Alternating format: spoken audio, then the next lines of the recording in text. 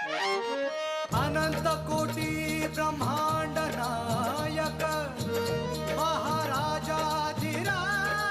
योगी राज परब्रह्म सच्चिदानंद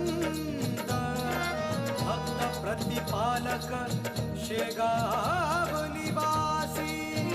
समर्थ सद्गुरु श्री गजानन महाराज